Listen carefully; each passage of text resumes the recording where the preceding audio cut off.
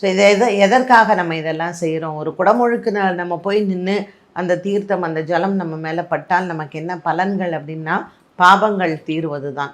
இந்த திருச்செந்தூர் வந்து முருகப்பெருமானினுடைய அறுபடையில் 2ஆம் படை வீடு அப்படின்னு சொல்லக்கூடியது. இங்கே வந்து திருச்செந்தூரில் வந்து என்ன விசேஷம் அப்படின்னு கேட்டிங்கன்னா, பஞ்சபூதங்களும் ஒன்றிணங்கி அந்த இடத்துல இருக்கக்கூடிய சக்தி தான்.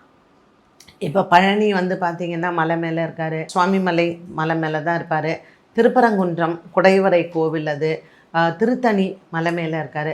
ஸோ முருகன் கோவில்கள் அறுபடையும் பழமுதிர் சோலை எல்லாமே வந்து மலை மேல் இருக்கக்கூடிய கோவில்கள் தான். திருச்செந்தூர் மட்டும் கடல் பக்கத்தில் இருக்குது, அப்போ அங்கே மலை இல்லையா அப்படிங்கிற ஒரு கேள்வியும் சந்தேகமும் நமக்கு வரும். சந்தன மலையின் மேல் இருந்தது தான் இந்த திருச்செந்தூர். இது வந்து ஒரு 2000 வருடங்களுக்கு மேல் பழமை வாய்ந்த கோவில்.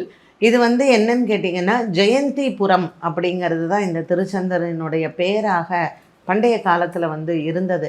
ஸோ ஜெயந்தி அப்படின்னாலே வெற்றி அப்படின்னு அர்த்தம். அதாவது இந்திரலோகத்தில் இருக்கக்கூடிய விஸ்வகர்மா அவர் வந்து ராவணனுக்காக அழகாபுரி அப்படிங்கிற லங்கையை வந்து உருவாக்குறார்.